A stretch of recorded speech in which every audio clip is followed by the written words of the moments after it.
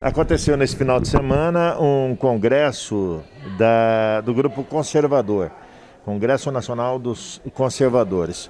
O Tomé Abduch, ele é jornalista e fala aqui com a gente. Tomé, obrigado por nos atender. Por que a presença de um jornalista do seu naipe, do seu calibre, em Ribeirão Preto, na nossa região, debatendo a questão do conservadorismo? Esse evento é um evento muito importante para o Brasil. É um encontro conservador, é um encontro das pessoas de bem desse país, que pensam o Brasil, que realmente querem construir um Brasil melhor para os nossos filhos do que o que nós recebemos dos nossos pais. E muitas personalidades juntas, podendo falar um pouquinho do momento político que nós estamos vivendo. E como que a união das pessoas de bem pode trazer o Brasil de volta para as mãos das pessoas de bem. Então isso aqui é imprescindível, estou muito feliz com as pessoas que estão aqui hoje palestrando, o nível da palestra que é muito importante e o principal de tudo, são todos família, são pessoas que realmente estão preocupadas não com política, mas em deixar algo melhor para o nosso futuro. Tomé, como o jornalismo pode ajudar o Brasil hoje, num momento onde estamos vivendo um quase que estado de exceção, porque afinal de contas não se pode mais nem dar opinião, nem nada, que de repente você conhece bem casos de jornalistas presos. Nos fale um pouco sobre a importância do jornalismo nesse momento. Olha, o jornalismo é a forma que nós temos de receber informação. E o que nós podemos fazer para que realmente possamos construir um Brasil melhor é termos a verdade no jornalismo, coisa que pouco acontece hoje no nosso país. As pessoas falam narrativas e não a notícia propriamente dita. Então a gente vê muita coisa distorcida e que levam muitas pessoas que estavam ao lado do nosso presidente hoje a estar começando a se afastar, porque as narrativas são tantas e tão mentirosas, eles pegam um contexto de um pequeno trecho de uma frase e transformam aquilo numa situação completamente adversa ao sentido original que foi dado. Então isso nos entristece muito. Esse tipo de jornalista não deveria poder trabalhar. Esse tipo de jornalista não deveria estar hoje mais tendo a possibilidade de se comunicar com a população, porque a gente está num país que foi assaltado nos últimos anos, que sofreu todos os tipos de barbaridades, de crimes, que foi destruído pela esquerda, e ainda vemos pessoas defendendo esse tipo de gente e não mostrando a realidade do que acontece no Brasil hoje. O Brasil hoje é um outro país. A gente pega o nível dos ministérios, não há mais corrupção sistêmica. Isso é uma realidade. Pessoas preparadas para cuidarem do Brasil. Nós vemos atitudes sendo tomadas em favor do Brasil. Obras que estavam paradas, que foram retomadas, estão sendo entregues com valores totalmente dentro do orçamento. Nós vemos um país hoje voltando para as mãos das pessoas de bem. E, infelizmente, a narrativa hoje tem feito muito mal. É um câncer para o nosso país, essas pessoas que não falam a verdade. Existe uma ideologia muito forte por trás dessas narrativas. De onde vêm essas ideologias que estão por trás disso? Da onde vem? Da esquerda, do comunismo, do socialismo, dessa política que destruiu todos os lugares do mundo por onde eles passaram, que acabam com o conceito de família, que tentam tirar de nós a religião, que mentem, que falam inverdades, que afastam pais de filhos. É isso, é o comunismo, esse comunismo que não deu certo em nenhum lugar do mundo e que lhe parece que coloca na cabeça das pessoas situações que são totalmente irreais e levam as pessoas a cometerem crimes e situações que só destroem uma nação. E é o que nós não queremos mais. Por isso que nós estamos aqui. Trace um breve perfil para quem está assistindo a gente de quem é Tomé Abduch. Tomé Abduch é um empresário que começou a trabalhar aos 16 anos de idade, trabalhando em loja de shopping, aos 18 estou na faculdade de engenharia civil, precisava ajudar meu pai. Ali mesmo eu resolvi me tornar um empreendedor, montei a minha empresa, que eu tenho até hoje, com muito orgulho, que hoje é uma das principais empresas do Brasil na área que eu atuo. E sou uma pessoa apaixonada pelo meu país, sou patriota de verdade, eu amo esse país e eu vou lutar até o fim da minha vida contra o comunismo e a favor da integridade, para que possamos ter políticos que realmente pensem o Brasil e trabalhem por nós. Depois, aqui você segue também com vários entrevistados que estivemos fazendo material no Congresso do Grupo Conservador. O conservadorismo é a alma do brasileiro. O brasileiro é conservador. Não é a maioria, é a maioria esmagadora. O brasileiro é conservador. O brasileiro é de bem, é gente de bem. O brasileiro é honesto. O brasileiro não concorda em ter o que não é dele, o que não lhe é devido por direito. Então o conservadorismo é a verdade do Brasil. É a verdade do Brasil. O problema é que para que você tenha na sua esfera representativa os seus representantes eleitos agindo conforme a grande, imensa maioria esmagadora quer, você tem que ter uma maturidade política, você tem que dar valor à política, você tem que entender que política é algo tão importante quanto você cuidar da sua saúde, cuidar das suas finanças, cuidar bem da sua família. Por quê? Porque a política é o meio através do qual a sociedade se faz bem representada. Então, quando a gente vê, por exemplo, um Senado da República, uma CPI como aquela, composta por aqueles elementos que não são a representação da população brasileira, você acha que uma doutora Anísia Yamaguchi, que um empresário como o Luciano, que gera 20 e tantos mil empregos, se fez sozinho, self-made, que eles são aplaudidos na sociedade brasileira a qualquer lugar que eles vão. Então, é justo que um grupo de representantes os distrate daquela forma? É essa a representatividade que o brasileiro quer?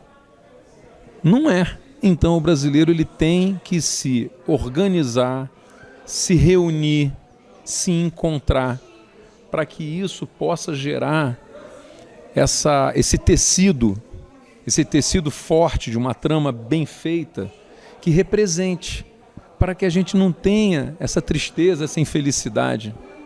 O brasileiro está amadurecendo politicamente. O brasileiro está tendo mais atenção à política. Os brasileiros sabem quem são os seus ministros, os ministros do Supremo. Está tomando uma noção importante. E esses encontros, como o Congresso Nacional Conservador, eu parabenizo muito o Camilo Calandrelli, a Gislaine Targa e toda a equipe de voluntários. Isso é um trabalho de voluntários, gente, que está mostrando a raiz do Brasil, o que nós somos. E a gente precisa fazer isso repetidamente por todo o Brasil, porque os brasileiros têm que se encontrar para que esse renascimento político, para que esse amadurecimento político, depois nas urnas, vá se traduzindo em representantes dignos dessa sociedade maravilhosa que é a sociedade brasileira. Então eu acho que essa é a minha mais sincera opinião e felicidade de estar aqui participando desse encontro em Ribeirão Preto. Ser conservador é um estado natural do ser humano. O que acontece é que existe um corredor polonês de doutrinação que a gente passa durante a nossa infância que nos desvia do estado natural. Nós nos tornamos anormais. A esquerda, um ser esquerdista, ele é um ser anormal. Ele sai da normalidade. Ele começa a ver a realidade através de um prisma completamente deturpado, onde só se vê com ódio, né? Se vê pelo prisma do poder, tudo é hierarquia do poder. A sociedade são pessoas tentando destruir umas às outras, machismo, patriarcado, opressão, feminismo, é tudo uma coisa de tribalista, de se colocar grupos contra os outros, não conseguem ver nada em comum. E são vítimas, na verdade. O esquerdista, ele não é uma pessoa ruim, a maioria dos que eu conheço são pessoas que foram tão doutrinadas que não conseguem mais ver a realidade pelo que ela é. Então, hoje, e eu passei por esse processo. Na minha adolescência, lá meus 17, 18 anos, eu achava que socialismo era uma coisa maravilhosa. Eu acreditava no meu professorzinho lá de geografia, eu achava que era uma coisa maravilhosa, acabar com a pobreza. Só que a gente vai crescendo, aí vem maturidade, experiência de vida, aí vem responsabilidade quando você começa a trabalhar, depois você tem filhos, aí você começa a preocupar mais com uma outra pessoa do que com você mesmo. E todo esse processo, casamento, minha esposa também que me ajudou muito. Então nesse processo a gente vai percebendo que tudo aquilo é uma mentira e que se você ficar naquilo você vai ficar empacado, você regride, né, no que a gente chama de evolução do ser humano, você regride a um estado animalesco, você é direcionado só pelo ódio. E aí é isso, hoje eu sou uma pessoa normal. Ser conservador, gente, é você ser normal. E não é perfeito, existe esse erro, sabe? Que o conservador é uma pessoa perfeita, esse estereótipo. Não, cabelinho gel, gravatinha borboleta, Bíblia embaixo do braço. Não, o conservador ele é uma pessoa que erra, é uma pessoa que peca, mas ela sabe o que é um pecado. Ela sabe que ela deve melhorar, que nós, enquanto a gente está aqui nesse plano, a gente tem que melhorar enquanto indivíduo, tentando nos tornar digno dessa bênção que é a vida, né? O presente de Deus. Então é isso, é uma pessoa normal, que pode errar também. Agora o esquerdista é uma pessoa que erra, propositalmente, achando que está fazendo certo. Advogada, acabo sendo analista política e agora também me considero influenciadora digital porque, né, temos as redes aí e voz para falar mesmo. Nos fale um pouco sobre esse CONACOM, a importância do que está acontecendo em Ribeirão Preto e principalmente a situação envolvendo também a sua candidatura para a presidência da OAB São Paulo. Vou primeiro então falar do CONACOM. O CONACOM realmente está sendo um aprendizado fervoroso em relação ao que é pauta importante para o conservadorismo. E vindo isso de uma região de São Paulo, Ribeirão e região, que eu acho que as pessoas são assim, raiz mesmo, conservadoras.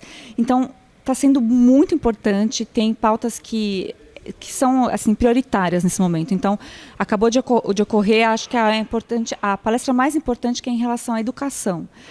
Os pais têm que saber de fato o que está ocorrendo, então foi discutido até a grade curricular básica dos alunos, até o que a gente pode fazer. Então, são problemas que são apontados, mas com algumas soluções práticas de gestão e que a sociedade civil, nós podemos fazer para não ficar dependente sempre de entidades públicas, né? A gente precisa saber andar sozinhos, né? É importante isso. Em relação ao OAB? Em relação às eleições que vai ter agora das ordens dos advogados, que vai ter no Brasil inteiro, eu estou junto na chapa, sou uma das pessoas, né? São 80 nomes que é por São Paulo, é gente abessa. Eu estou lá, já fui registrada na chapa junto com o SCAF. O SCAF não é o SCAF que foi candidato a governador, não é esse mesmo SCAF, não é da família. E ele está vindo conosco porque junto comigo está vindo o movimento pró-armas. Então, um dos nossos objetivos é pedir para que os advogados tenham o direito constitucional de andar armado, porque é até uma questão de isonomia, porque juiz já pode, promotor já pode, policial já pode, e a única parte que não pode, né, de que participa, por exemplo, de uma audiência, são os advogados. E também um dos objetivos, acho que até centrais da chapa como um todo, é que nas próximas eleições elas sejam diretas. Então, a mesma coisa que a gente está passando na questão dos votos, a gente quer também um voto claro e transparente nas eleições da OAB. Então, uma transição, e as outras duas chapas que tem, uma a gente sabe que é bem de esquerda e a outra diria New Left. Então, é uma forma de tomar um pouco o poder que está ali na esquerda, e é necessário mesmo a gente se envolver nessas coisas. E do nosso grupo nós temos candidatos em Manaus, eu fiquei sabendo hoje também de São Paulo, aqui das seccionais menores. E é muito importante que você, advogado do outro lado, se envolva, porque a OAB ela precisa resgatar o que ela já foi antigamente, né? Que realmente ela defenda as prerrogativas dos advogados. Esse é o objetivo também número 1. E o conservadorismo? Olha, eu estava falando agora há pouco, conservadorismo, a gente fica tentando, né, achar uma definição, mas para as pessoas normais e comuns, conservadorismo é aquilo que você quer conservar em você mesmo. Então você precisa saber das suas raízes, quem são os seus pais, não importa se você tem ou mais eles, mas quais são os seus valores. Então eu resumo conservadorismo nas tradições e nos valores que a sua família carrega. E é isso que a gente precisa realmente conservar, porque se a gente tiver essa noção das nossas raízes, a gente vai levar para o futuro essa noção, e sim, a gente não é retrógrado, a gente olha para o futuro pegando o que tem de bom, mas conservando o que nos manteve como sociedade ocidental até aqui, né? Então essa junção de tudo nos faz uma civilização um pouco mais forte.